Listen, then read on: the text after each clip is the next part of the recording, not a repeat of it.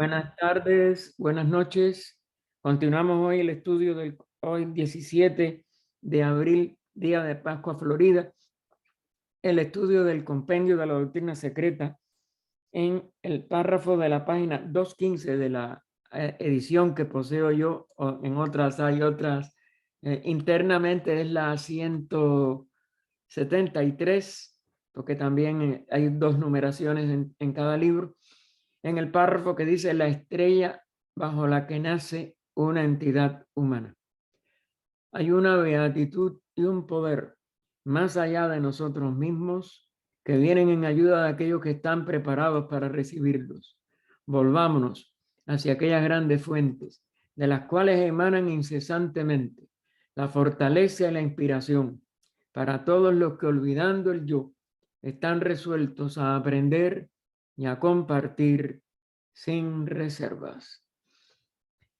La estrella bajo la que nace una entidad humana, dice la enseñanza oculta, permanecerá siendo siempre, para siempre, perdón, permanecerá siendo para siempre su estrella a través de todo el ciclo de sus encarnaciones en un Manvantara. Pero esta no es su estrella astrológica. Y fíjense cómo ella lo enfatiza en itálica, porque como de la astrología se han perdido tantas claves. Esta es una de las confusiones en que muchas personas que tratan de investigarla desde el punto de vista más profundo o esotérico. Pero recuerden que ni aun los judíos, cuando fueron llevados en cautiverio a Babilonia, pudieron conocer las 7 claves. Por el contrario, perdieron muchas más de las que ganaron nada más que 2 claves, la astronómica y la fisiológica. Y por tanto, quedan todos esos errores en toda la astrología occidental. ¿Por qué perdieron los mismos caldeos de Babilonia estas claves? Porque se fueron los iniciados, regresaron los iniciados que los estaban enseñando a la India, debido a que fueron quizás en lo que conocemos por lo menos de historia humana, desde el punto de vista de lo que los maestros y HPB nos comunicaron, los que primero profanaron y convirtieron en un comercio esta ciencia. Ninguna ciencia esotérica o sagrada se puede comerciar con ella, so pena de perder sus claves. Y esta es la tristeza que da que esta ciencia sigue siendo profanada enormemente. Y casi todos los que la conocen, y siempre hay que poner un casi, porque no podemos decir que la totalidad, porque nunca lo conocemos, el corazón y la mente de todos los seres humanos, pero casi todos, ustedes han visto cómo lo hacen, o bien por nada más recursos mediunímicos que les hace daño a ellos mismos y no da seguridad, porque hay que ser un iniciado para no poder fallar en las interpretaciones, cosa que le pasa a todo psíquico, que algunas veces acierta, otras veces no. Y cuando es por psiquismo, recuerden que aún un ser de la pureza y de la estatura espiritual de Sócrates confundió en un momento dado vamos a decir, el mensaje que desde su psiquismo recibió, pensó que era de su daimón, como él le llamaba, su alma superior, y tuvo que llegar, como es natural, a tomar la cicuta y tronchar su vida antes del término normal. Fíjense lo que le puede costar a un ser de la estatura de un Sócrates. Solamente los iniciados son los que dominan esto en el nivel espiritual y son los únicos que pueden interpretar una carta astrológica desde el nivel del espíritu. Los demás o lo fingen y comercian con ello y caen en un karma que les quita por sabe Dios cuántas encarnaciones la posibilidad de ser verdaderos ocultistas, porque ese es un karma muy pesado desde el punto de vista del alma reencarnante, y o cometen los mismos errores de todos los que la han comercializado, la han profanado y no pueden hacer nada, ni aun los psíquicos lo pueden percibir correctamente jamás. Ni en el fondo, el psiquismo se le cierra a una persona que está tan materializada como para comerciar con una cosa tan sagrada. Entonces esa estrella astrológica, por eso ya dice la última, concierne y se relaciona con la personalidad. Y por eso es que sí es correcto de que la carta natal hay que verla del nacimiento de esa personalidad. La primera, la que tendría importancia para la evolución, porque esa es la que determina nuestra evolución integral con la individualidad. Y esa estrella es la que no cambia, y esa estrella es la que hay que el iniciado, el adepto, más que un iniciado, es el que puede entonces llevar al uso correcto de eso, porque no interesa una personalidad, tiene que ver con karmas personales, tiene que ver con que la personalidad sí pueda ser un poquito menos falible, pero es la individualidad la única que puede iluminar a la personalidad y llevarnos a un avance verdadero espiritual. Aparte, la personalidad ya trae un karma que la limita. La individualidad siempre, si puede conocerse y expresarse, influyendo su personalidad, puede adelantar la evolución enormemente. Y ese es el objetivo de la verdadera astrología científica. El ángel, entre comillas, de esta estrella, de esa estrella de la individualidad, o el Dhyani Buda, será el ángel que guía o simplemente el que preside, por decirlo así, en cada nuevo renacimiento de la mónada, porque la mónada es la que de verdad guía esa individualidad reencarnante y enfatiza a ella que es parte de su propia esencia,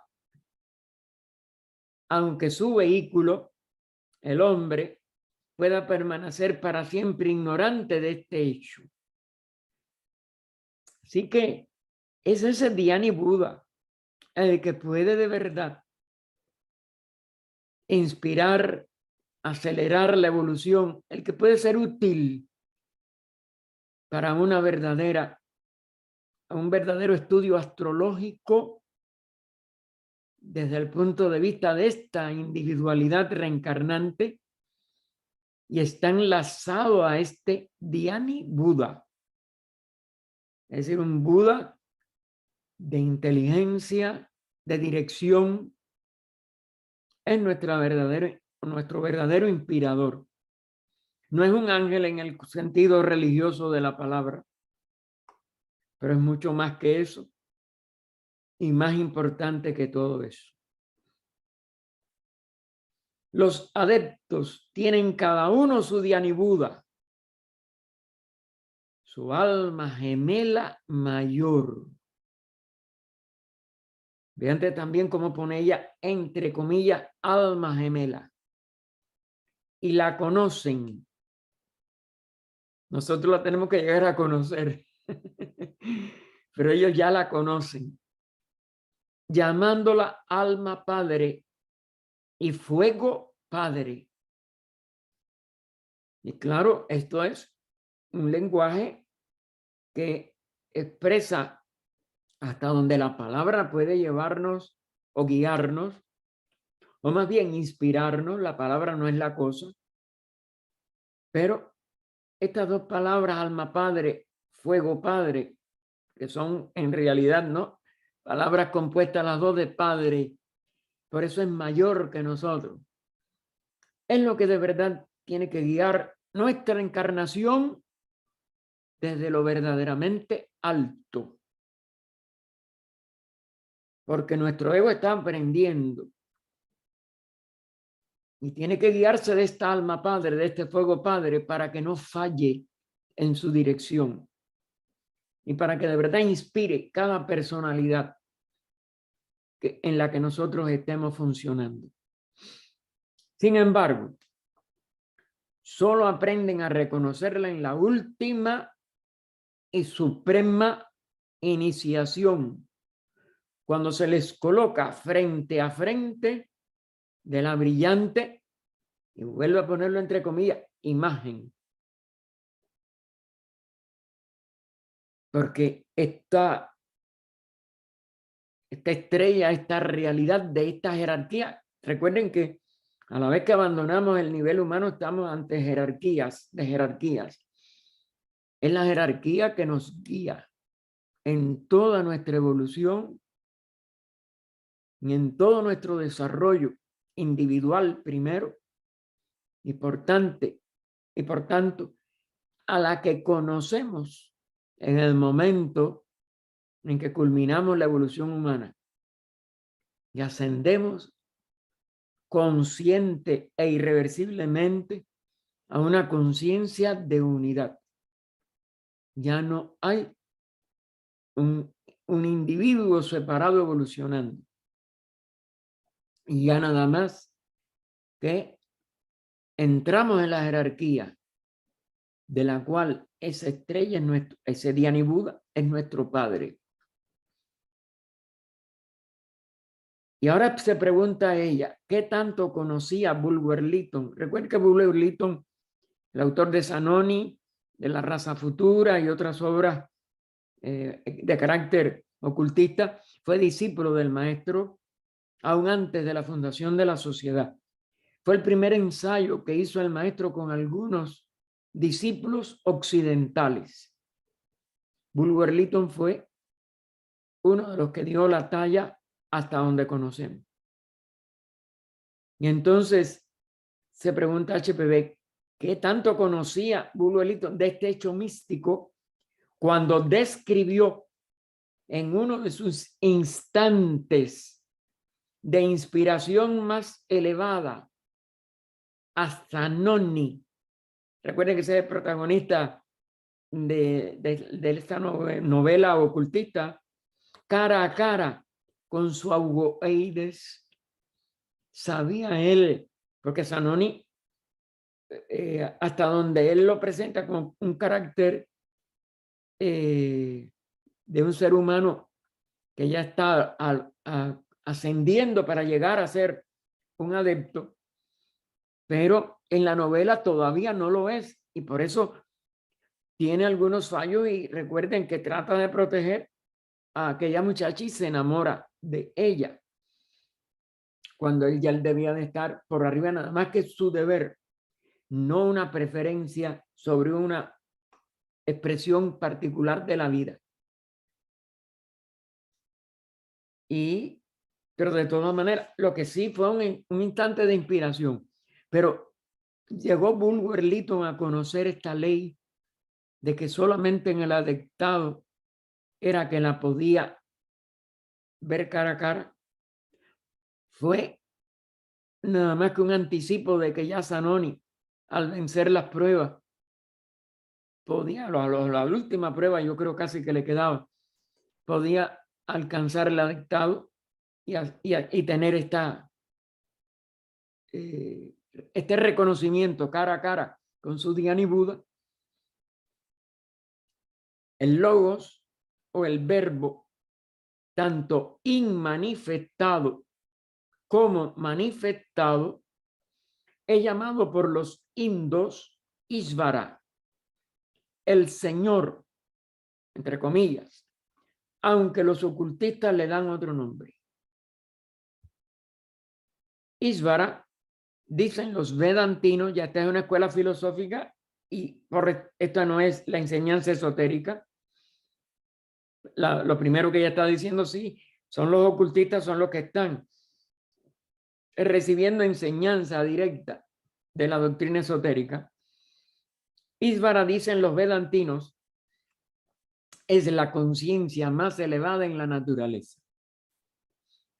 Esta conciencia suprema, contestan los ocultistas, y ahora vamos a ver la diferencia, es solo una unidad sintética en el mundo del logos manifestado o en el plano de ilusión. Claro, a la vez que pertenece al sistema manifestado, ya, aunque sea una vestidura en el plano ádico de Maya, vela su realidad. No es el logo cósmico inmanifestado, en donde no hay ni un velo de Maya. Ya pertenece al manifestado.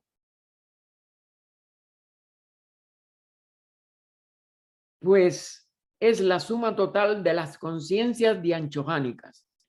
Es decir, de los aspectos de la realidad que que han entrado, que están entrando o que ya han entrado en el cosmos manifestado. Y por tanto, es el conjunto de jerarquías que están activas en la manifestación.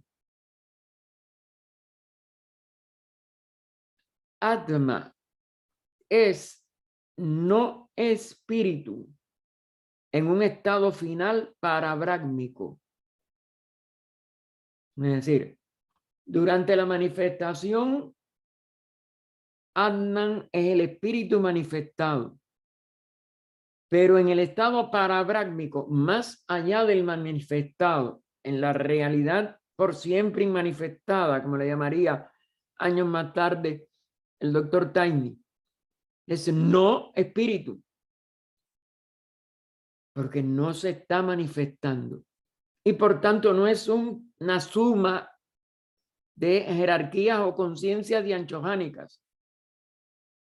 Es en sí mismo esa totalidad del aspecto espíritu en su paralágico estado de reabsorción en el espacio, como una unidad. Allí no hay ninguna manifestación.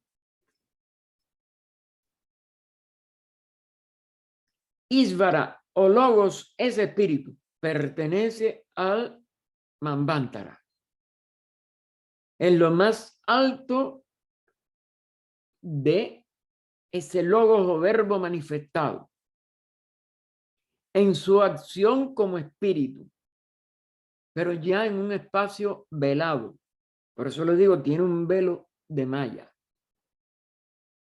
en el plano de ilusión, pero aparece como una unidad, recuerden, y esa unidad jamás se fracciona.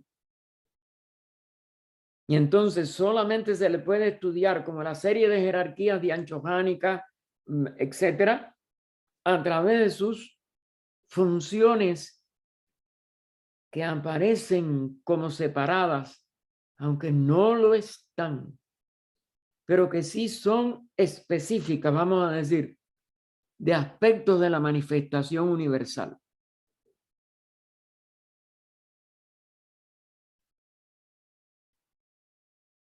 Así que Ísvara Logo es espíritu, o, como lo explica el ocultismo, vuelve ella a citar las enseñanzas de los grandes seres de la fraternidad de adeptos, es una unidad compuesta de espíritus vivientes manifestados. Unidad, pero de espíritus vivientes manifestados, que aparecen a través de ese velo de Maya del espacio manifestado como diferentes, pero que siguen siendo la misma unidad. Y eso se aplica a cada jerarquía, o a cada nivel jerárquico, vamos a decir, que también no son jerarquías separadas, sino son una expresión aparentemente múltiple de uno de los aspectos de la unidad manifestada. Y esto es lo que la mente nuestra es inconcebible para la mente. Recuerden lo que dice la primera proposición fundamental, pero es lo inefable de el universo. Así que el ocultismo nos dice que es una unidad compuesta de espíritus vivientes manifestados, la fuente padre y el semillero, es decir, el que da nacimiento a todas las mónadas mundanas y terrestres.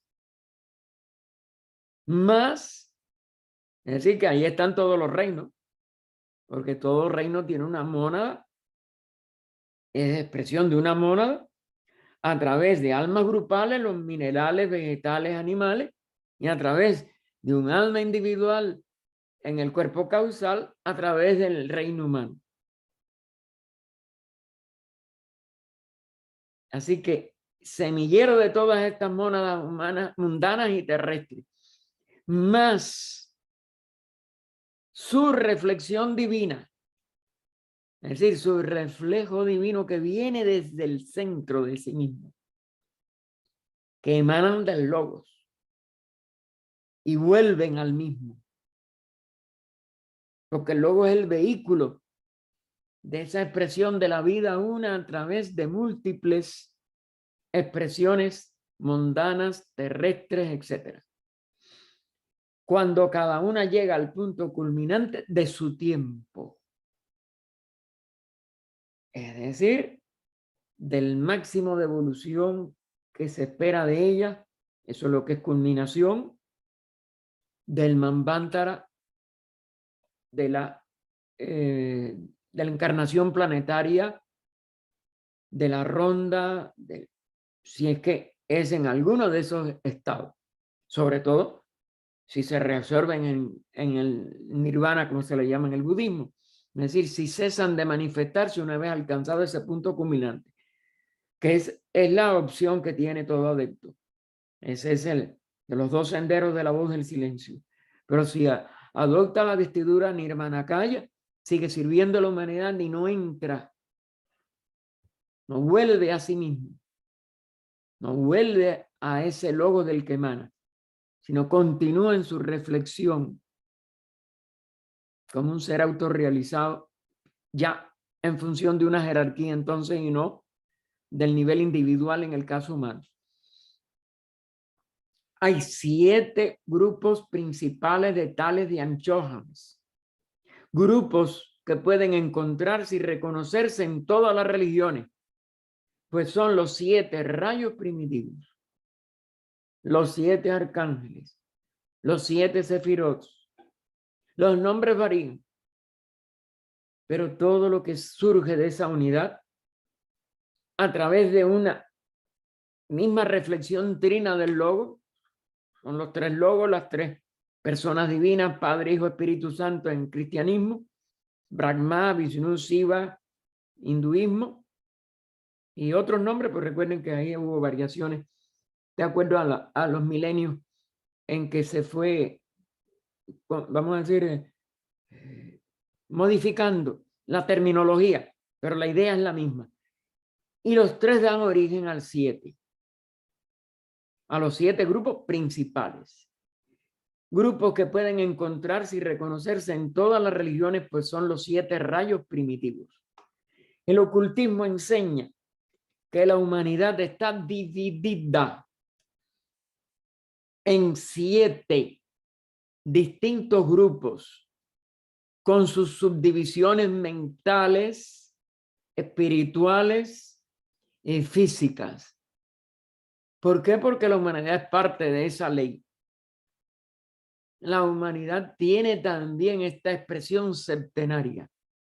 Se les llame rayos, se les llame 7 razas raíces, 7 subrazas, 7 periodos mundiales en que se expresa, etc. 7 clases de mónadas, por ejemplo, cuando empieza una nueva humanidad en una nueva encarnación de un sistema planetario como el nuestro. Ahí hay una llamada que nos dice, de aquí los 7 planetas principales, las esferas de los 7 espíritus residentes, bajo cada uno de los cuales nace uno de los grupos humanos, que es guiado e influido por ese medio. Hay solo 7 planetas, especialmente, y lo pone en letra más oscura, relacionados con la Tierra, y 12 casas o 12 constelaciones o 12 espíritus también subsidiarios, o no sé cómo se le llamaría, porque el 7 y el 12 también son 2 combinaciones muy interrelacionadas y de las cuales nosotros todavía sabemos muy poco, o podríamos decir mejor, nada. Porque es tan poco que para qué vamos a decir que sabemos algo. Se nos han hablado cosas, pero nada de ello lo sabemos. Esto es todavía más profundo y más esotérico. Como cada planeta puede estar respecto de cada uno de los otros en 12 aspectos distintos, es decir, cada uno de los 7 está respecto de cada uno de los otros en 12 aspectos distintos, sus combinaciones deben ser casi infinitas. Tan infinitas de hecho como lo son las capacidades espirituales, psíquicas, mentales y físicas en las variedades innumerables del genus Homo o del género humano. Cada uno de cuyas variedades nace bajo uno de los 7 planetas y una de las mencionadas e innumerables combinaciones planetarias. Y nos remite al Theosophy, la revista oficial de la sociedad que HPV y Olcott fundaron en 1879, después de llegar a la India. Ellos llegaron en febrero y ya en octubre fundan la revista. Fíjense si ellos fueron con un plan de los maestros que quizás ellos mismos no conocían, pero todo esto obedeció un plan que se publicó en agosto de 1886, 2 años antes de la publicación de la doctrina, pero que ya estaba trabajando en la doctrina desde el 84 o quizás 85, en el 84 ya estuvo muy grave, pero bueno, fue lo último que ella hizo en su vida de envergadura y fue, como dijeron los maestros a Olcott en una carta, uno de los 2 maestros le escribió a Olcott, es la obra conjunta de Upasika, que era el nombre que ellos le daban, el otro maestro y yo, y el humilde escritor de estas líneas. Ellos se responsabilizaron los 2 con esa obra junto a ella, aunque ella fue la única que lo firmó. Y este es el agradecimiento que tenemos que tener con una mujer tan enferma, pero con esta ayuda de ellos 2 que se responsabilizaron con el contenido de la obra. Pero claro, aquí mismo, cuánto queda todavía que no es comunicable y que tenemos que desentrañar entrando en nuestro corazón y elevándonos a la altura de ese varón perfecto en Cristo que hoy conmemoramos desde el punto de vista solar lunar, porque fue la luna llena de anoche con con la combinación del sol después del equinoccio de primavera, que repite muchos de estos misterios de una manera también incomprensible para nosotros. Por eso, aunque nos deseamos en palabras felicidades y esto y lo otro, más bien lo que tenemos que desearnos es cómo descubrir este misterio también de este ciclo anual en relación con esta entrada en uno mismo, el abandono de todo vehículo y poder resucitar a la vida eterna, como estos Cristos y estos Budas hacen. Y después de esa nota, dice, es que continúa ella, la mónada pues considerada como una, y fíjense cómo lo pone todo en mayúscula, no hay mónadas, hay mónada, porque nunca se divide la vida, y mucho menos el espíritu, los cuerpos en que ella habita durante el periodo de Manvantara son los que aparentemente también se dividen, pero no se dividen tampoco. Esa mónada una está por encima del séptimo principio en el cosmos y en el hombre. Es decir, está por encima de toda diferenciación, ya sea macrocósmica y del cosmos con K, es decir, de el cosmos más allá del cosmos con C, que es el de 7 planos del sistema solar, y esos 7 planos son cósmicos con K, de los cuales no sabemos nada. Y en la humanidad,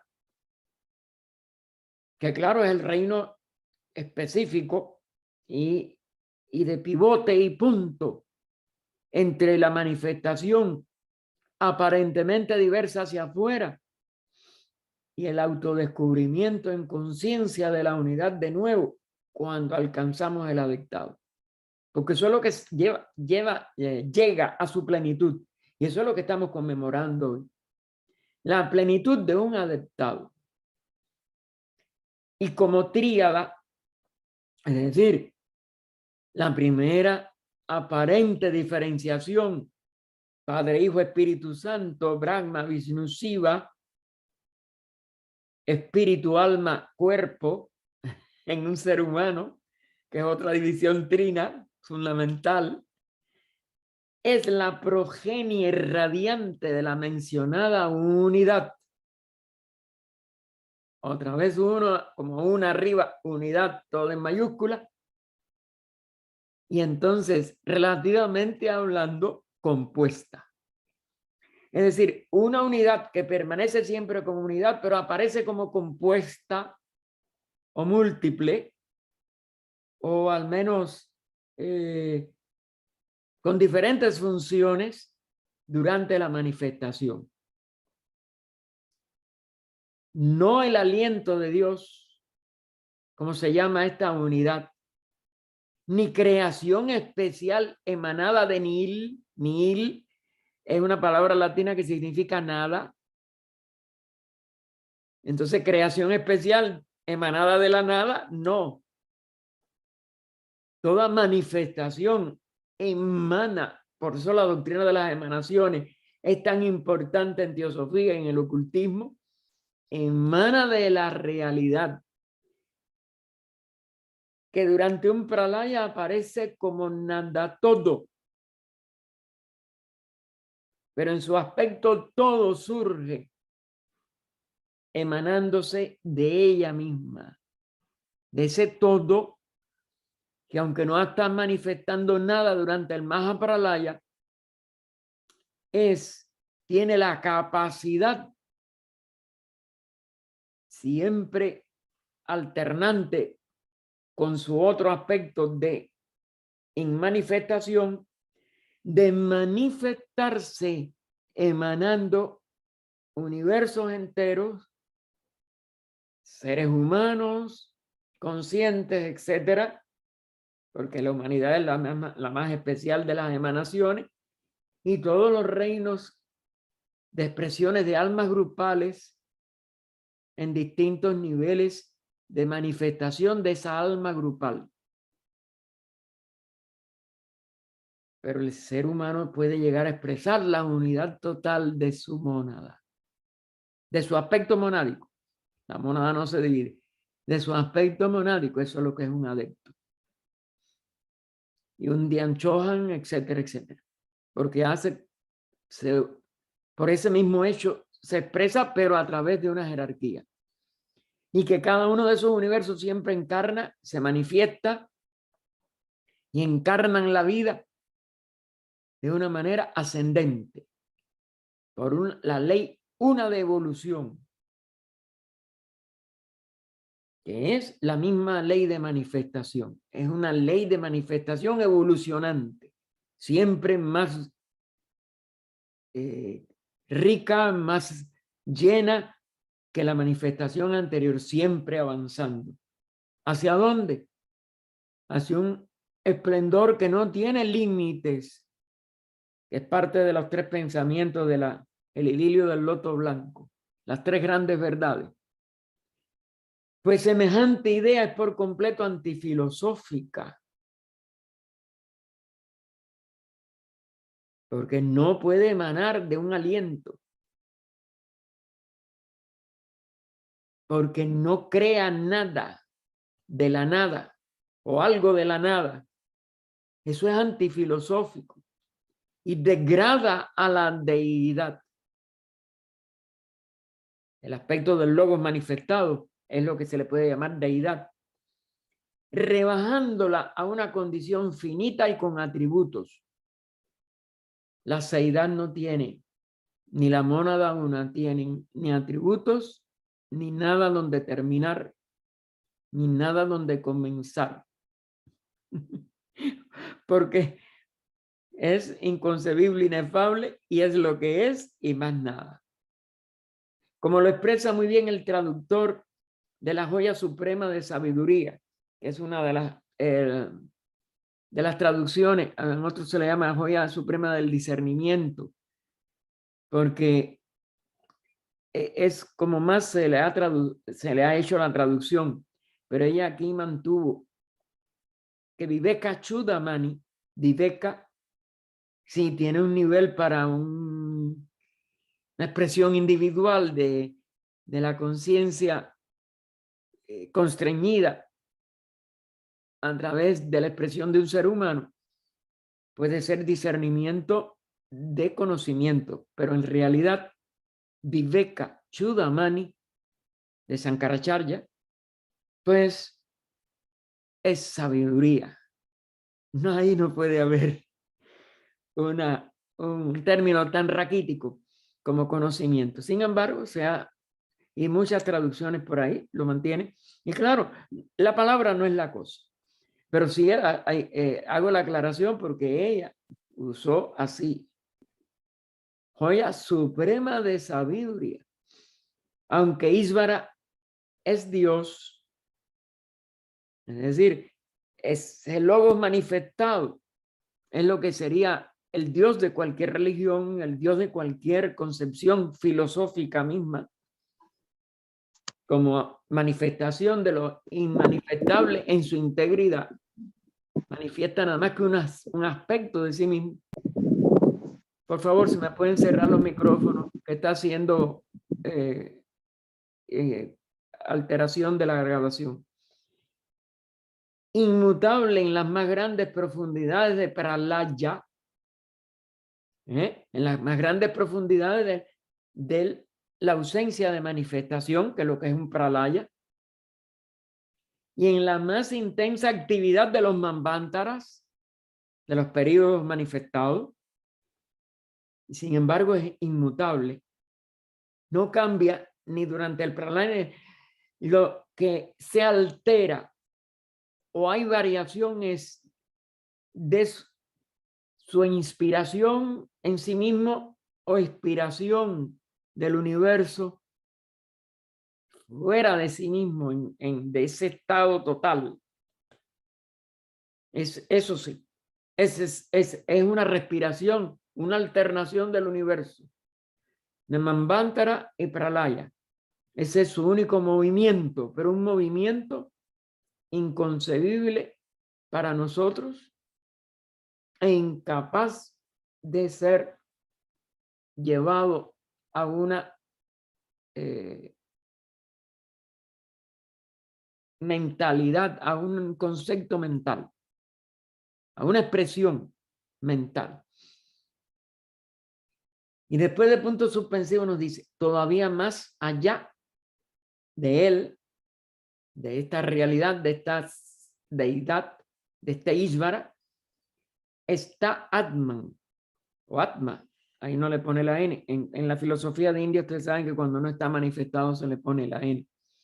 alrededor de cuyo pabellón existe la oscuridad del eterno Maya.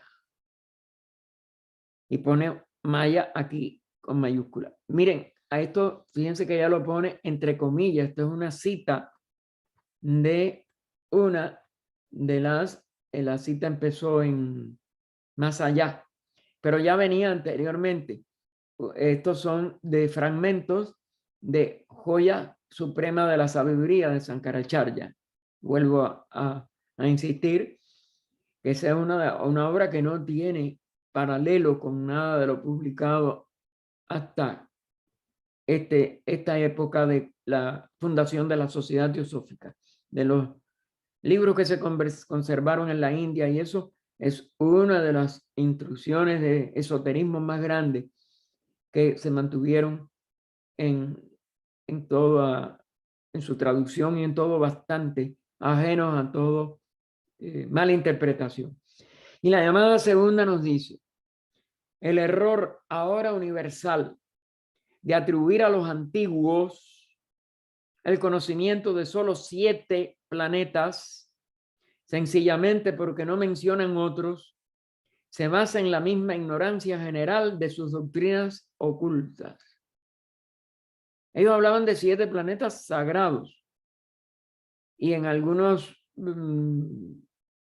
pues hasta lo reducían a 5, etcétera, porque 5 eran los que se daban correctamente, al menos en nuestra raza raíz. Quizás en la raza anterior, que tenía 4 sentidos, nada más quedaban 4 correctos. Eso no lo podemos saber. Pero bueno, en sí, sí, ya después la literatura exotérica hablaba de 7 planetas sagrados. Y entonces, ahora se cree, por los científicos, sobre todo por los astrónomos, que era que estas civilizaciones antiguas nada más que conocían 7 planetas en el sistema solar. Pero ella nos dice, esto es un error sencillamente porque no mencionaban otros. Se basa en la misma ignorancia general de sus doctrinas ocultas. Es decir, ellos no publicaban lo que ocultamente sabían. En aquella época no había catalejos ni mucho menos telescopios de envergadura como los actuales. Y claro que de todas maneras le podían atribuir de todas maneras la ignorancia. Ellos lo sabían por enseñanzas esotéricas. La cuestión no está en si conocían o no la existencia de los últimos planetas descubiertos, que ya es después de Galileo, etcétera, y con telescopios y con otras investigaciones ya más modernas ahora últimamente, sino en sí su reverencia por los 4 grandes dioses exotéricos y 3 secretos. Por eso lo digo, en una época fueron 4 y 3. Nosotros en muchos de estas enunciaciones ya se habla de 5, con 2, que es el caso de los planetas sagrados, que 5 se dieron bien, no ya 4, sino que solamente se dieron con velo el Sol y la Luna, que no son 2 planetas influenciando sobre la Tierra. Sí, la Luna influencia, pero como planeta muerto. Es decir, ella es la madre y tiene que ver con toda la gestación y todos los procesos de la vida de la Tierra, pero no en un sentido de los 7 planetas sagrados. Y el Sol es la estrella, no un planeta sagrado.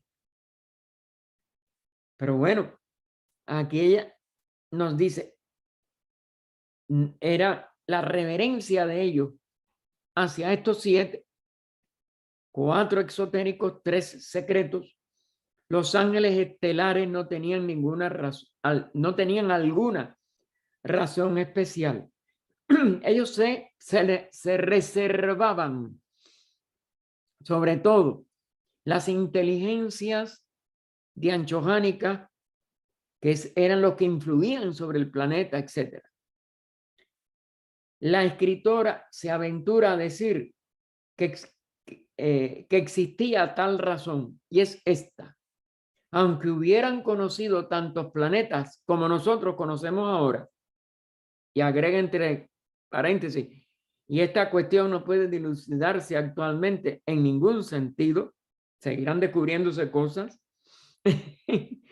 Sin embargo, hubieran relacionado con su culto religioso solamente los 7, porque estos 7 están en directa y especialmente relacionados con nuestra tierra, o usando la fraseología esotérica, con nuestro anillo septenario de esferas.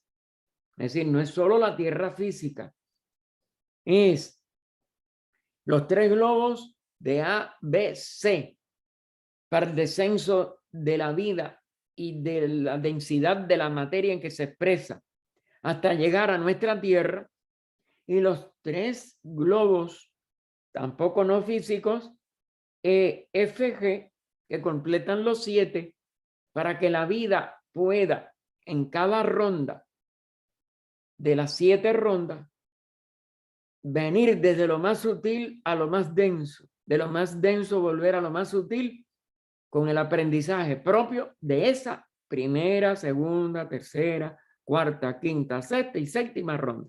Estamos en la 4ª ronda y estamos a mitad de la 4ª ronda porque estamos en el planeta más denso.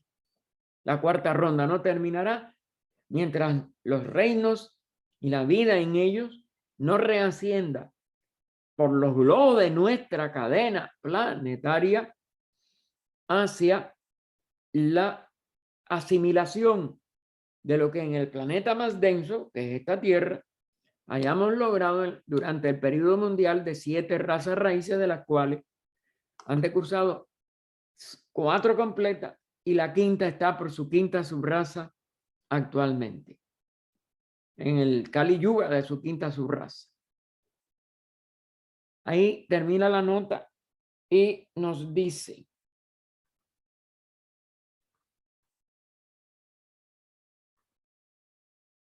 las tríadas nacidas bajo el mismo planeta padre, y fíjense cómo pongo tríadas otra vez entre comillas, o más bien las radiaciones del mismo y único espíritu planetario o Dhyani Buddha, son en todas sus vidas y renacimientos posteriores almas hermanas o gemelas en esta tierra.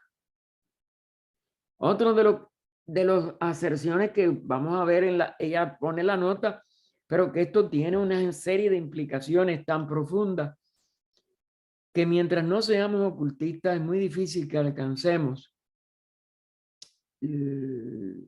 la más alta, el más alto resultado de recibir esta información. Esto es uno de los misterios de nuestras enseñanzas y que ella incluye aquí porque están así en las estancias de Xi'an y tenemos que tener alguna idea, pero no podemos reciarnos que mientras seamos seres humanos y corrientes como somos casi todos nosotros, podamos desentrañar los aspectos más esotéricos de ella. Dice, la idea es la misma que la de la Trinidad cristiana. Fíjense, la idea, no el dogma. La idea de la Trinidad cristiana es la misma que lo que se está exponiendo aquí, pero no el dogma, donde se hace un disparate antropomórfico horrible. Los 3 en 1, que es lo fundamental. Como toda Trinidad es una unidad que cumple funciones triples o trinas, aparentemente distintas, pero esencialmente complementarias de la unidad aquella, sin perder la unidad de la expresión logoica, solo que es más metafísica. Claro, la cristiana está más en relación con niveles de su resultado de este aspecto divino en el plan de evolución, en nuestros cuerpos, en nuestras personalidades, etcétera, pero esto es mucho más metafísico. Y entonces nos explica después de 2 puntos, el superespíritu universal, manifestándose en los 2 planos superiores, los de Buddhi y Mahat. Estas son las 3 hipóstasis metafísicas. Esto no creo que sea hipótesis, sino hipóstasis. Habría que buscarlo en inglés. Pero nunca personales. Porque lo que es una trinidad es una hipóstasis. Es decir, se van entrando una en la otra. Y una es más alta que la otra en cierto aspecto, pero las 3 son iguales en su aspecto manifestado. Pero nunca personales. Porque esto no es una hipótesis, esto es una enseñanza de la doctrina, hay una hipóstasis, arreglen eso. Y nunca es en un nivel personal. Aquí es donde está la diferencia. Y por eso ya lo señala en negrita. Mientras que las explicaciones religiosas nada más que van a lo personal, a la personalidad humana, vamos a decir. Recuerden que la evolución humana se hace en 5 de los 7 planos del sistema. Pero este superespíritu, por eso esa trina expresión logoica o dianchojánica, pues es del superespíritu universal, abarca Adyanupadaka, visto del sistema solar, y los 2 cósmicos más altos, visto desde el punto de vista macrocósmico con K, cosa que yo no puedo asegurar ahora a cuál podría estarse quizás nada más refiriendo, si al macrocosmos con K o al macrocosmos con C, pero me imagino que sea el de C. Pero bueno, ese superespíritu, y fíjense que es Buddhi y Mahat. No, ya no da, sí, el nombre de Buddhi se mantiene, pero no dice Atman, sino Mahat, porque es el Atman universal, o lo que se correspondería con el nivel universal.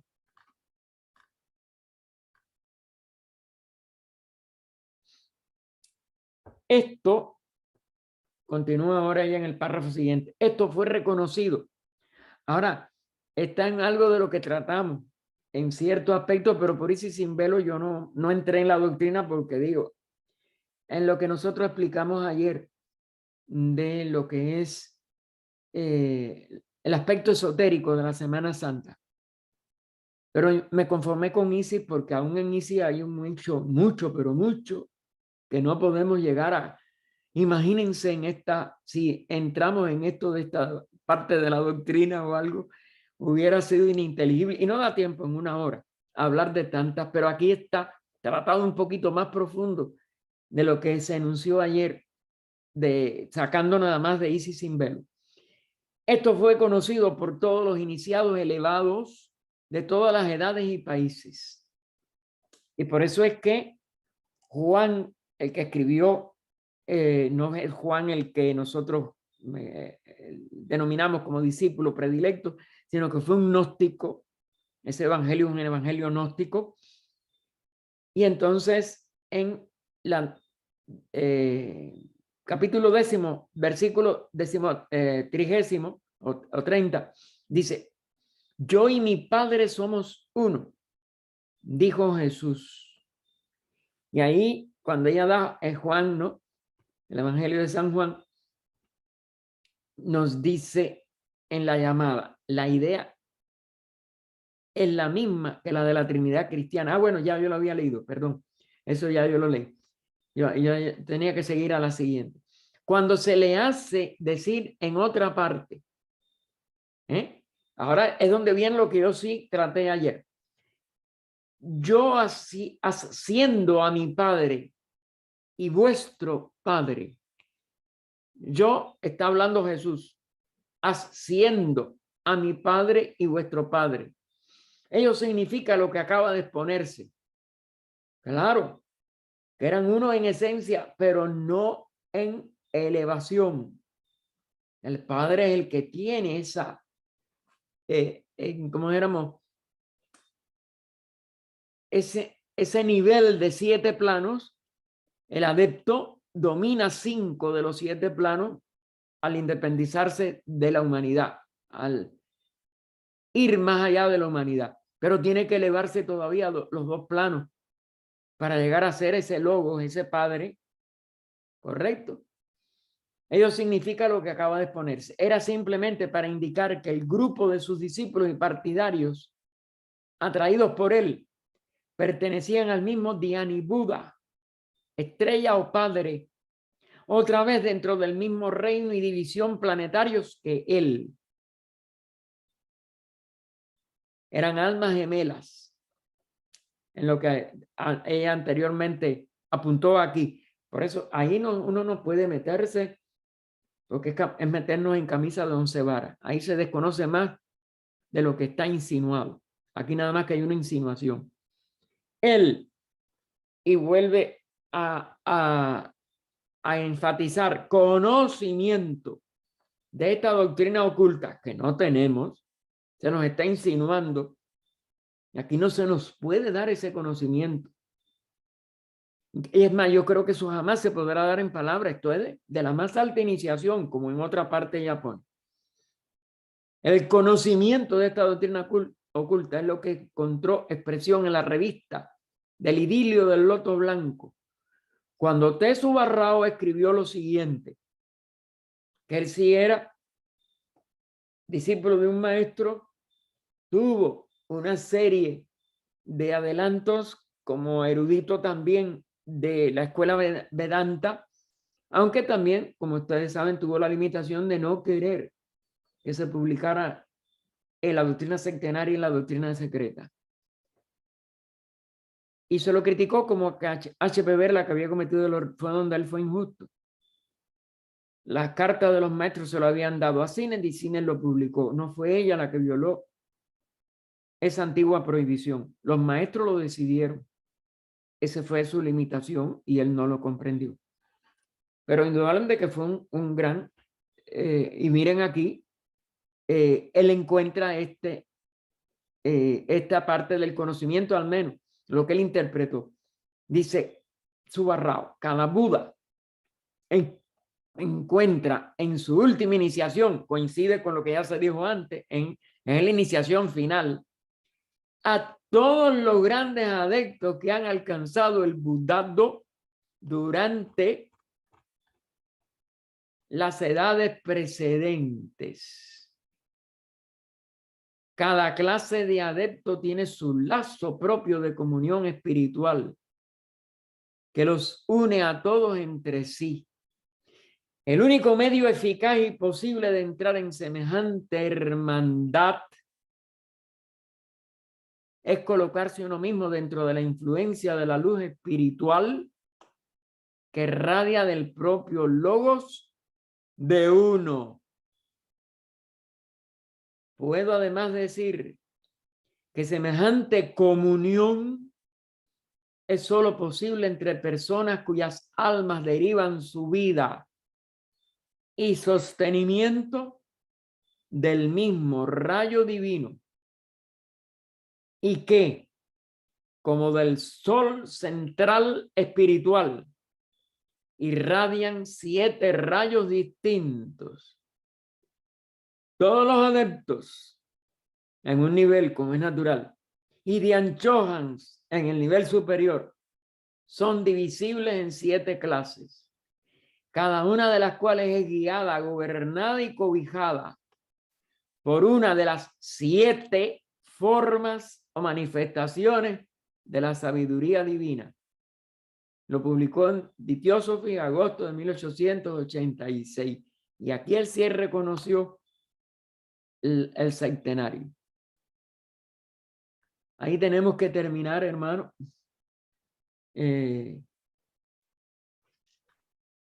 Hermano, faltó esa nota. Ahora estoy viendo la nota 4. Me la está abajo. Gracias, sí. Ahora vamos a no dejarla. Sí, porque en Juan 30 y yo pasé y seguí. Hágame, no tengas pena en decírmelo, Ernesto, en eso, guíame, que tú eres más así que quizá, bueno, que yo cualquiera, pero que otros que no se atreven. la identidad a la vez que la diferenciación ilusoria. ¿Ven? Identidad, pero con diferenciación ilusoria, es decir, mayábica, en manifestación de la mónada angélica y la mónada humana, se muestra en la sentencia siguiente. Que eso sí lo vi ayer, por eso se me fue también, es que ya todo esto sí yo lo cogí de Isis. Mi Padre es mayor que yo. Juan 14:26. Glorificad a vuestro Padre que está en el cielo. En Mateo 5:16. Los justos brillarán en el reino de su Padre, no de nuestro Padre. En el 13:43 del mismo Mateo, ¿se percatan?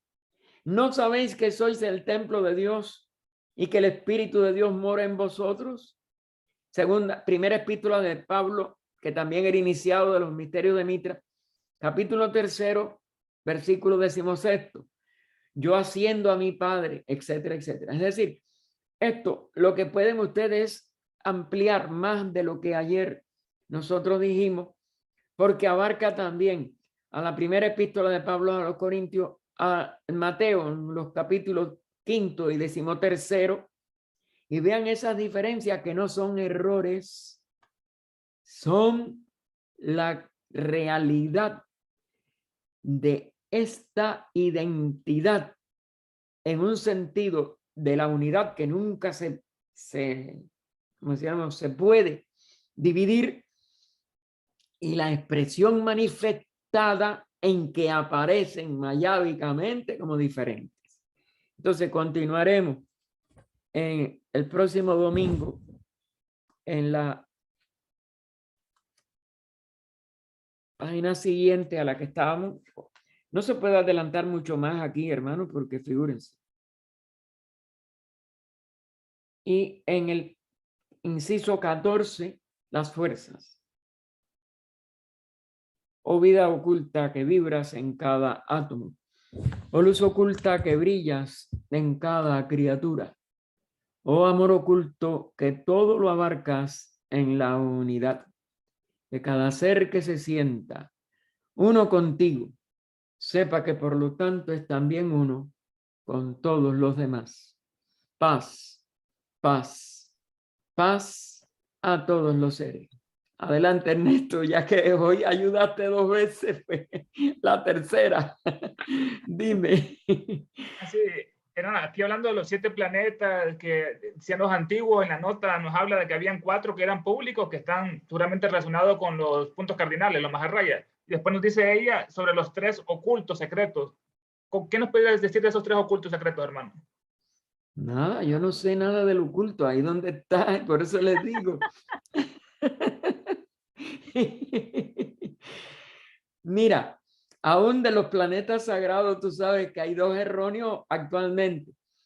Que ella dio una insinuación que no la acabo de encontrar, pero me la recordó y es cierto, en el estudio nuestro de la semana, Rafa tuvo la gentileza de hablar de que él recordaba, y es cierto, pero a mí se me olvida todo. Yo no sé, un día se me olvida hasta como si éramos comer o no sé, lo que sea. Miren, es cierto que ella habla en algún lugar y no lo puedo localizar, eso sí, la verdad, de que cerca del Sol había un planeta que los antiguos le habían dado hasta un nombre, si mal no recuerdo, y que no era Mercurio, y que los astrónomos lo habían dejado de ver, que algunos pensaban que eso era una ilusión de los antiguos y que no era verdad. Otros pensaron que quizás había caído al Sol y se había desaparecido, se lo había comido el Sol. El otro se dice que es que está muy cerca creo que es de la Luna o de la misma Tierra, pero que no es perceptible. Yo no me acuerdo ahora el otro bien. El primero es que yo me acuerdo, que ella le da hasta un nombre, no sé si es Helios, alguno de estos nombres que los antiguos daban a los dioses, etc. Bien. Ahí le dice Vulcano, Emil se dice Vulcano. Ah, Vulcano, ok. Gracias, Emilce. Ok.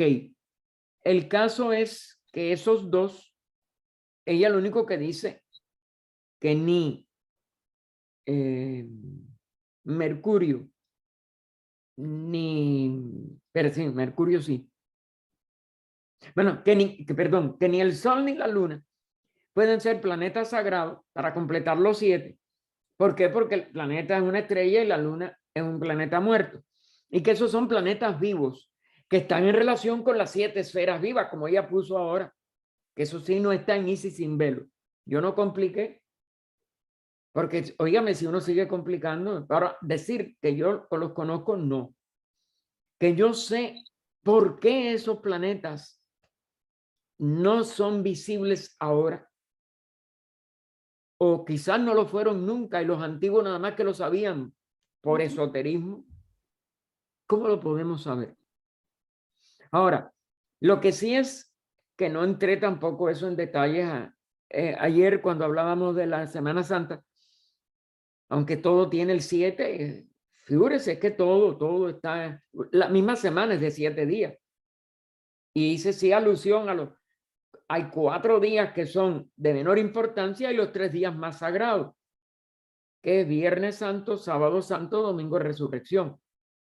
Y los 4 que son los que van preparándonos: lunes, martes, miércoles santo, jueves santo, que es el cuarto. Y es el pivote, porque es el que tiene ya la última cena, el mandamiento, por eso se le llama Monday to Thursday en inglés, y el jueves del mandamiento es donde hace el tránsito, ahí viene lo prenden, etcétera, etcétera. La persecución, vamos a decir, el símbolo de la persecución previa a toda, digo, que sigue a todo triunfo, como dijimos también, pero previo también en la prueba para poder ascender a la etapa superior. Y todo eso es místico y todo eso es interno. No fueron hechos externos solo. Pero bueno, la historia de Jesús, como la historia de todo iniciado, es secreta. Y olvídense que nadie la va a desentrañar.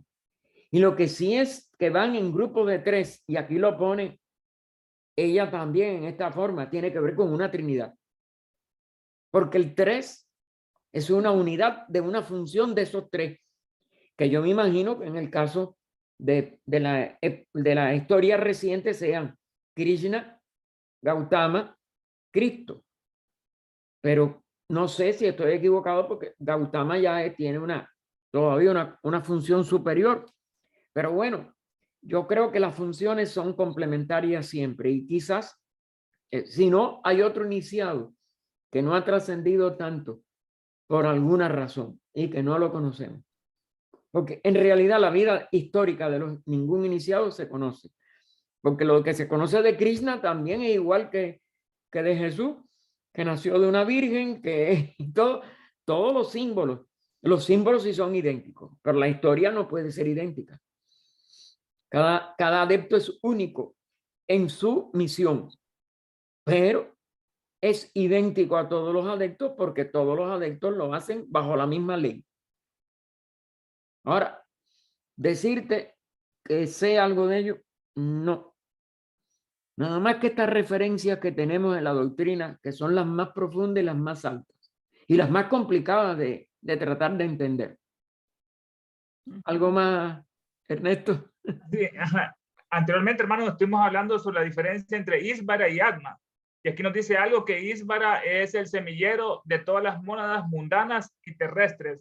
¿Por qué es esa diferencia entre mundano y terrestre, hermano, en Ísvara? No, creo que quiera decir que, como si dijéramos, que están manifestadas en los mundos inferiores, no solo en la tierra. Para mi entender es la manifestación, y la manifestación abarca otros planos y otros niveles de los mismos globos, etcétera. Terrestre nada más que es el globo de la Tierra. Así es. Las otras son en niveles, globos que no son, pero pertenecen al mundo manifestado, es lo que quiero decir. Me parece, esto también, mijo, yo no soy iniciado, yo soy un estudiante, no soy ni teósofo, estoy tratando de que alguna encarnación llegar a incorporar la teosofía. Nos falta mucho, mijo.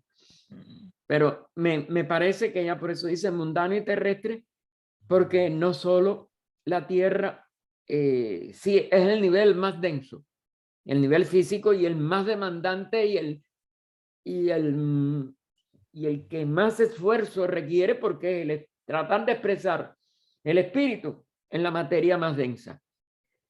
Pero lo demás pertenece al mundo manifestado, pero son muchos planos, son 5 en este caso, 5 planos, que son los que abarcan la evolución de toda la humanidad. Es lo que creo. Pero bueno, sigo investigando, Ernesto. Tú eres investigador, dale, investiga más. Gracias, ¿Algo hermano. más? Ah, bueno, ya. Adelante, María. María Luisa. Me mandé a investigar también. Una pregunta, a ver si es que quiero saber si entendí bien el concepto. ¿Cuál es la diferenciación ilusoria de la mónada angélica y la mónada humana que dice aquí? Bueno, tú sabes que las mónadas que ella llama aquí angélica tiene que ver con el nivel, ¿cómo decirlo? Sí, nivel o etapa de evolución en que ya fungen como una jerarquía, si ya pasaron por el nivel humano, o como una hueste. Recuérdate que la evolución que llamamos débica es una evolución paralela que al menos durante un Manvantara no pasa por el reino humano. Pero no se puede alcanzar el nivel jerárquico hasta que la experiencia individual humana no se completa. Es decir, el reino humano no se puede obviar. Entonces, por eso me parece, porque esto también es lo que me parece a mí hasta donde he estudiado hasta ahora. Vamos a aclarar, porque yo no lo sé. Es una opinión. Me parece que ella hace este señalamiento, porque si la angélica no ha pasado por el nivel humano, está en un nivel de huestes, las huestes angélicas, pero no han trascendido la individualidad, es decir, no han aprendido la lección que da la individualidad humana. Esa es necesaria para alcanzar los niveles de jerarquías que todas ya tienen, ¿cómo decirlo? Tienen a la vez la capacidad de actuar conscientemente en la unidad de su jerarquía, pero manifestando una unicidad, es decir, una capacidad única aprendida en el nivel individual humano. Eso es la clave de la evolución humana. Y entonces esa hueste no puede expresar esa calidad. Por eso se le llaman huestes, a mi entender, hasta ahora.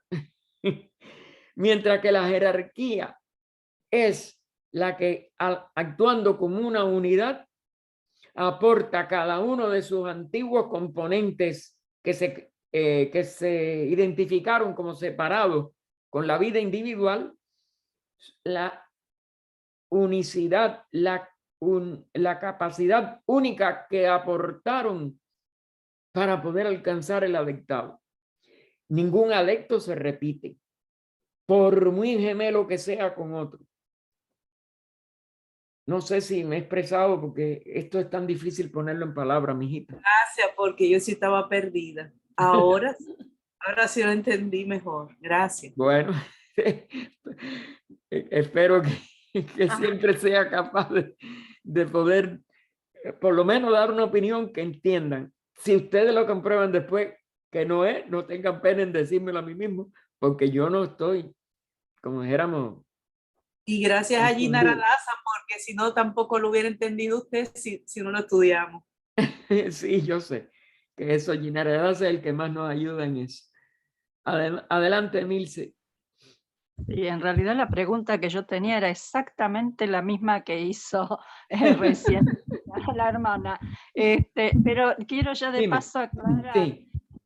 que lo de Vulcano, no estoy segura de haberlo leído en la doctrina.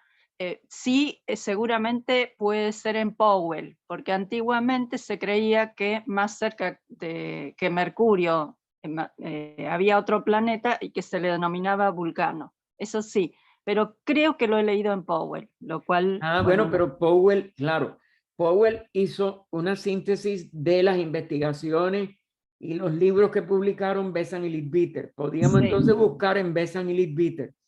Sí, Si sí. es ellos, no sería HPV la que nombró eso. Pero bueno, muchas gracias porque claro, yo lo que no me acordaba el nombre, pero sabía que habían dado un nombre. Y sí, Sí. creo que tienes mucha razón. Ok, Bueno. Vulcano, claro, porque Vulcano, como dijéramos, como un planeta todavía que recibe más calor del Sol, ¿no? Como más Claro. caliente. Sí. Ay, perdón, lo voy a buscar porque creo que Vulcano era el antiguo nombre de Mercurio. No me crean, pero lo voy a buscar. Mañana se lo digo. Búscalo, sí. Yo ya te digo, yo no tengo claro nada de ello, pero esta idea ahora de Milce sí puede ser porque lo primero que yo hice en mi vida, antes de poder estudiar a Blavatsky, fue tratar de estas compilaciones de Powell, me gustaron mucho. Es la verdad que no deformaba lo que habían escrito y sabía sintetizar muy bien los planos, los principios humanos, etcétera. Así que sí, búsquenlo también en Powell. Muchas gracias, Emilce, por esta indicación. Creo que sí. Sí, el libro es El Sistema Solar de Powell. Ahí trabaja con en todas el las sistema solar. Ok. Sí. Está bien. Muchas gracias, porque así lo podemos buscar más directamente. No, Y gracias. quizás él diga de dónde él hizo vamos a decir, esa cita, si es una cita o algo. Ok. Sí. Muchas gracias, Emilce. ¿Alguien más, hermano? Adelante, Emilce Bufanti. Voy a pedir disculpas por si... No, aquí no hay que pedir disculpas jamás. La estrella, esa que habló usted al principio, la estrella bajo la que nace la entidad humana, Ajá. ¿ese sería como el átomo simiente? No. No. Parece que hay cierta conexión entre cada personalidad por la época en que es concebido su cuerpo y por tanto la época en que nace, que hay ciertos aspectos de personales que están influenciados por ese signo zodiacal, etcétera. Pero eso es, como si dijéramos, muy distinto de lo que ella está hablando de la estrella monádica. Y entonces, la que tiene que ver de verdad con la evolución total de ese ser humano, de esa mónada, pues es la estrella. Esa estrella padre verdadera y que tiene que ver con los logos, como tú estás viendo también. Es decir, gracias. Con los 7 logoi del logos. Recuerden que el logo también es un logo total de todo el sistema y sus séptuples expresiones que dan entonces lo que se llaman los logoi subsidiarios o ayudantes. Son jerarquías de seres. Todo esto son jerarquías, hermano. Gracias, ahora, Gaspar. Pasaron todo por el nivel humano antes de ser esa jerarquía. Bueno, entonces recuerden lo que con nosotros ayudan en la oración de sanación, dada tantos enfermos que sigue habiendo y que tenemos, y tanto sufrimiento que hay en el género humano. De la Orden Teosófica del Servicio, en 1 hora y 15 minutos, tenemos en el sitio de la Orden Teosófica del Servicio de México esa oración que iba a dirigir la hermana Ligia, ¿no? Sí, Ligia Montiel. Ligia Montiel de Costa Rica. Así que los invitamos a todos a cooperar siempre, como decíamos, con la fuerza mental que en nosotros todavía es endeble, pero es mucho más poderosa de lo que creemos. Recuerden que HPB entregó las últimas enseñanzas orales al círculo interno de Londres, al que pertenecían nada más que 12 de los estudiantes de aquella época de la Sociedad Teosófica en Londres, y entre Annie Besant y Mead, que fue su secretario, tomaron nota de todo ello, y 7 años después fue el material que entonces, junto con algunas notas que ella había dejado para el tercer volumen de la Doctrina Secreta, y eso fue lo que se publicó. Ella dijo: difundan mentalmente durante un tiempo, pero bueno, al menos 7 años, estas ideas para que la humanidad las pueda recibir. Eso, claro, eran estudiantes que no se pueden comparar con nosotros, pero de todas maneras, lo que estaba entregando ella era, vamos a decir, material mental para que se pensara sobre ello. Y entonces, si a la mente unimos el corazón para servir, yo creo que sí, que tenemos y tenemos que ayudarlo, como sentirlo como un deber, como un dharma, y que podemos, porque sí, el pensamiento se refuerza cuando se une, no importa lo separados que estemos físicamente. Si estamos unidos en corazón, estamos haciendo un bien a la humanidad, y la humanidad lo necesita. Así es. Y ese es el motivo de las mismas invocaciones al inicio, al término de los estudios. No es una superstición de que hay que hacerlo y que si no se hace y que si no se cerró, que si se olvidó. Hay preocupaciones de esas que para mí son superfluas. A mí no se me puede olvidar porque en la logia en que nací, casi a la que empecé ahí con 5 años, pues siempre se hizo y siempre lo vi como una cosa, eso que cambiaba la atmósfera y cambia la atmósfera, porque uno se dispone a hacer algo para los demás, no para uno, no para yo saber, no para yo tener un ocultista, ser un ocultista, no, para ayudar a la humanidad. Y estas ideas se están expandiendo en base, para mí, a lo que tenemos ahora es el pensamiento. Yo no tengo ningún poder búdico, ni átmico, ni nada de eso funcionando, ¿no? Pero la mente sí está funcionando a través de mi cerebro, aunque sea una mente chiquita y concreta y con olvido total casi ya de todo lo que hace. Así que, hermano, hasta la próxima semana. Gracias. Gracias, hermano. Hasta que nos veamos en el Muchas gracias. Gracias, ritual de Gaspar. sanación. Hasta luego. Gracias, Gaspar. Saludos, Emilce y Avi A de todos. Málaga. Ah, gracias. saludos, Ay. querida. Gracias. Saludos. Los